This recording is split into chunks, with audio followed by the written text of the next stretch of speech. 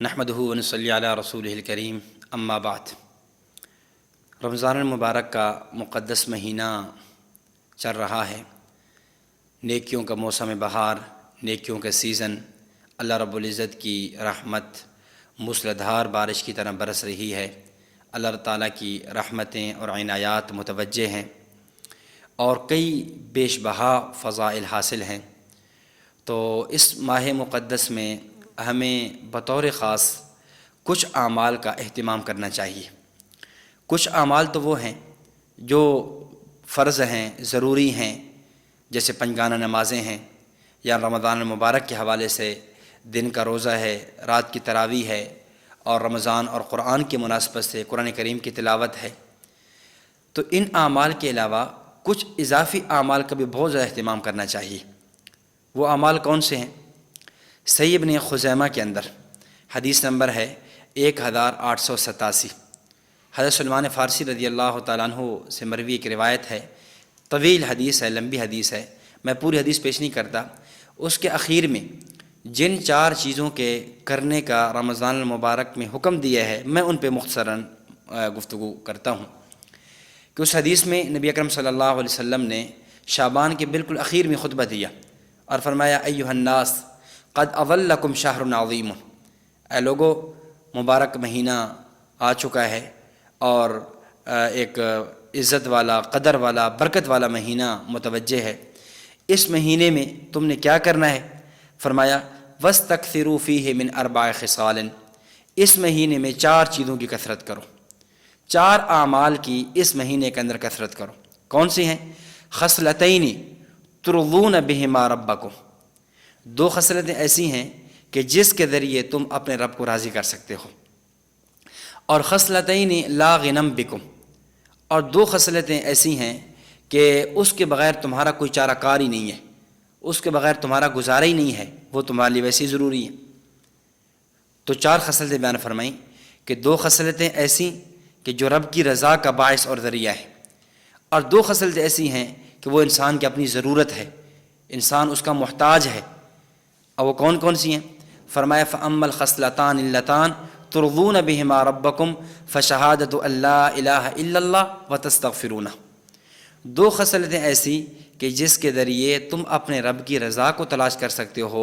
ان میں سے پہلی لا الہ الا اللہ کو کثرت سے پڑھنا، کلمہ طیبہ کا ورد کرنا، اور نمبر 2 استغفار کرنا۔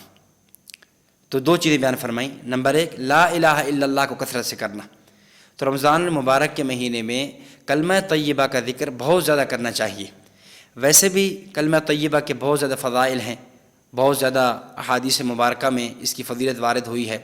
جامع ترمذی کی روایت ہے، حدیث نمبر 3383، حضرت جابر بن عبداللہ رضی اللہ تعالیٰ عنہ سے مروی ہے، نبی اکرم صلی اللہ علیہ وسلم نے فرمایا افضل الذکر لا الہ الا اللہ وافضل الدعاء الحمد للہ، بہترین ذکر وہ لا الہ الا اللہ ہے اور بہترین دعا الحمدللہ ہے۔ تو تمام اذکار میں سے بہترین ذکر جس کو فرمایا گیا ہے وہ لا الہ الا اللہ فرمایا گیا۔ اس طرح دوسری حدیث صحیح مسلم کی ہے، فرمایا لا الہ الا اللہ صدقہ، لا الہ الا اللہ کہنا، پڑھنا، اس کا ذکر کرنا، یہ بھی ایک صدقہ ہے۔ تو پھر رمضان المبارک میں تو بطور خاص آپ صلی اللہ علیہ وسلم اس کی ترغیب دے رہے ہیں، فرما رہے ہیں کہ اس کے ذریعے اللہ رب العزت کو راضی کیا جا سکتا ہے۔ تو کلمہ طیبہ کا لا الہ الا اللہ محمد رسول اللہ، لا الہ الا اللہ الا اللہ الا اللہ اللہ اللہ، اس کا بہت زیادہ اہتمام کریں اور ذکر کریں۔ نمبر 2 دوسری خصلت ارشاد فرمائی وَتَسْتَغْفِرُونَهُ، کہ دوسرا یہ ہے کہ تم استغفار کرو، استغفار کثرت کے ساتھ استغفار کرو۔ اور آپ اندازہ فرمائیں استغفار کی کتنی اہمیت ہے۔ صحیح مسلم کی روایت ہے، نبی اکرم صلی اللہ علیہ وسلم اپنے بارے میں فرما رہے ہیں انی لاستغفر اللہ فی الیوم 70 مرہ، اور ایک روایت میں ہے 100 مرہ، کہ میں نبی ہوں، گناہوں سے معصوم ہوں، اس کے باوجود بھی دن میں 70 مرتبہ یا دن میں 100 مرتبہ میں استغفار کرتا ہوں۔ حالانکہ اللہ کے نبی ہیں، گناہوں سے معصوم ہیں، تو یہ جو 70 دفعہ استغفار کر رہے ہیں یہ تعلیم امت کے لیے، امت کو سمجھانے کے لیے، رفع درجات کے لیے، درجات کی بلندی کے لیے ہمیں استغفار کی کثرت کرنی چاہیے۔ حدیث مبارک میں ہے طوبیٰ، اس آدمی کو خوشخبری ہو، بشارت ہو، مبارک ہو لمن وجد فی صحیفتی استغفارا کثیرا، کہ قیامت کے دن جو اپنے نامہ اعمال کے اندر استغفار کی کثرت پائے۔ تو دو اعمال یہ ہو گئے، نمبر 1 کلمہ طیبہ کی کثرت، اور نمبر 2 استغفار کی کثرت۔ اور آگے فرمایا کہ وَأَمَّا اللَّتَانِ لَا غِنًى بِكُمْ عَنْهُمَا، دو خصلتیں ایسی کہ اس کے بغیر کوئی چارہ کار نہیں ہے، ہر آدمی اس کا محتاج ہے، اس کی ضرورت ہے۔ وہ کیا ہے؟ وہ یہ ہے فَتَسْأَلُونَ اللَّهَ الْجَنَّةَ وَتَعُوذُونَ بِهِ مِنَ النَّارِ، کہ نمبر 1 اللہ رب العزت سے جنت کا سوال کرو، اور نمبر 2 اللہ تعالیٰ سے جہنم کی پناہ طلب کرو۔ تو جنت کا سوال کریں، اللہ تعالیٰ سے جنت مانگیں، اور جہنم سے پناہ مانگیں۔ اور یہ انسان کی ضرورت ہے کہ اللہ تعالیٰ انسان کو جہنم کے عذاب سے محفوظ فرما لے اور اپنے فضل و کرم سے جنت میں داخل کر لے۔ یہ انسان کی بنیادی تمنا اور بنیادی ضرورت ہے۔ تو اس لیے رمضان المبارک جو ایک دعاؤں کی قبولیت کا مہینہ بھی ہے، جہاں انسان کی دعائیں قبول ہو رہی ہیں، وہاں اپنی دعاؤں کے اندر اس بات کا بطور اہتمام کریں، اللہم انی اسألک الجنہ واعوذ بک من النار، اے اللہ میں جنت کا آپ سے سوال کرتا ہوں اور جہنم سے پناہ مانگتا ہوں۔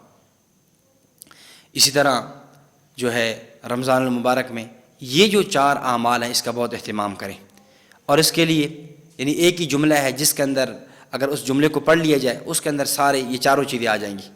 لا الہ الا اللہ نستغفرک ونسألک الجنہ ونعوذ بک من النار۔ لا الہ الا اللہ نستغفرک، لا الہ الا اللہ میں کلمہ آ گیا، نستغفرک میں استغفار آ گیا، اور نسألک الجنہ میں طلب جنت کا سوال آ گیا، اور ونعوذ بک من النار میں جہنم سے پناہ کا سوال آ گیا۔ اور اس کے ساتھ ایک 5ویں چیز میں مزید بھی عرض کر دوں، رمضان المبارک میں بکثرت کرنے کی وہ یہ ہے کہ وہ صدقات اور خیرات کو کرنا، جتنا ممکن ہو اللہ رب العزت کے راستے میں خرچ کرنا، اپنی حیثیت کے مطابق اللہ نے جتنا دیا ہے وہ خرچ کیا جائے۔ صحیح بخاری کی روایت ہے نبی اکرم صلی اللہ علیہ وسلم کے بارے میں کہ کان رسول اللہ صلی اللہ علیہ وسلم اجود الناس، آپ صلی اللہ علیہ وسلم لوگوں میں سب سے زیادہ سخی تھے۔ وکان اجود ما یکون فی رمضان، اور رمضان میں تو آپ کی سخاوت اور زیادہ بڑھ جایا کرتی تھی۔ ویسے بھی صفت سخاوت سے آپ متصف تھے، لیکن رمضان المبارک کے اندر یہ صفت اور بڑھ جایا کرتی تھی۔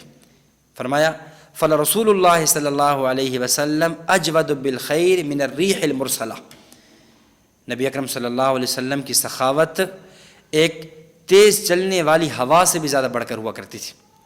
جس طرح ہوا چلتی ہے اور اس ہوا کی جو ٹھنڈک ہے اور راحت ہے وہ دنیا کے کئی لوگوں کو نصیب ہوتی ہے، اس طرح آپ صلی اللہ علیہ وسلم کی سخاوت سے بہت سے لوگ مستفید ہوتے۔ تو ہمیں رمضان المبارک میں کثرت کے ساتھ صدقات کا اور خیرات کا اور اللہ رب العزت کے راستے میں دینے کا بھی اہتمام کرنا چاہیے۔ تو یہ چند اعمال ہیں جو اس رمضان المبارک میں ہمیں بڑھا دینے چاہیے۔ اللہ رب العزت ہمیں رمضان المبارک کے اندر ان اعمال کا اہتمام کرنے کی توفیق عطا فرمائے۔ وآخر دعوانا ان الحمد للہ رب العالمین۔